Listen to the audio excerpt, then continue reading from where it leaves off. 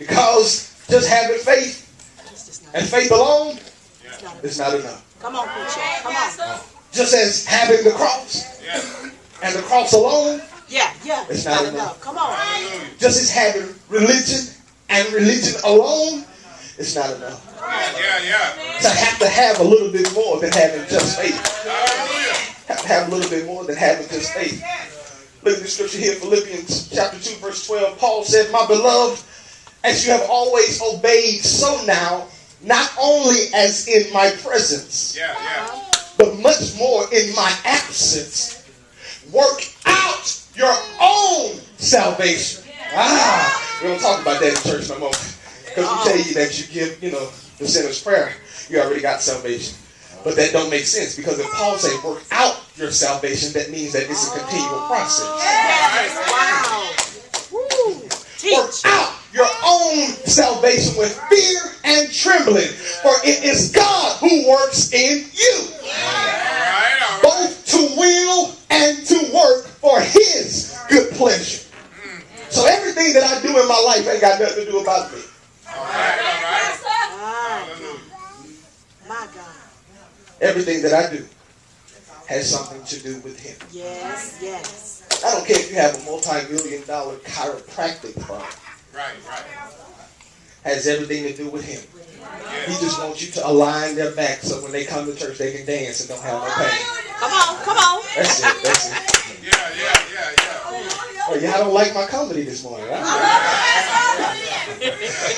Both to will and to work for his good pleasure. That's the King James Version, but I went to the New Living Translation and it really gave a lot more revelation as I read it. It said, "Dear friends, you always followed my instructions when I was with you. And now that I am away, it is even more important." Check this out, evidence. "Work hard to show the results of your salvation." I can sit down right there. Work hard to show the results. What was Paul saying? He was saying that when you are around me, you praise him. You're speaking in tongues. You're calling those things that be not as though they already were. But he say it's more important that you do it when I'm away. Obviously, Paul identified that he had some good people in church that knew how to act church, but didn't know how to be the church.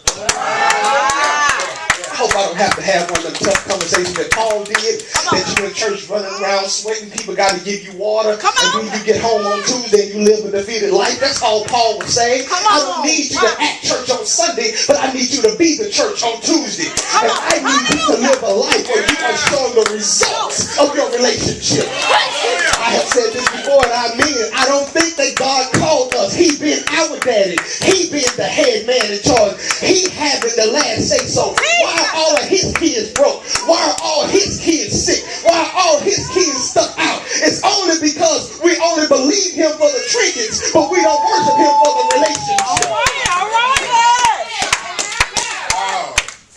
But I have to work to show the results of my relationship. We operate in a results-oriented environment. So you can't bring nobody to Christ if your situation is just as worse as theirs is. My God. I have to be able to show them that there is a next level. I have to be able to show them that there is a deeper anointing. But if every time I get on the phone and I'm complaining with them, they're not coming to your church.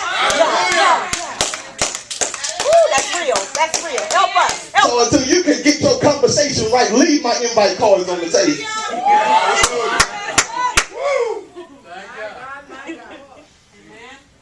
Real talk, because some of us will say, well, I'm just planting seeds for the future. But your negative weeds are killing the seeds. That's what Paul was saying. I really can't afford for you just to be churchy while you're in church. I need you to be able to show forth the relationship when you step outside the door. Obeying God with deep reverence and fear. That I'm not obeying Pastor Jay, but I'm obeying God. And because I obey God, I respect the man of God. But in church, pastors won't teach you having a relationship with God, but they'll teach you fear for the man of God. But I don't want you scared of me. I want you to respect him. You respect him, he'll take care of me by default. So God is working in you. Say, God is working in me. Say it again. You got to believe this. God is working in me. Giving me the desire and power. Stop. No, I'm telling you stop. I'm glad you followed it.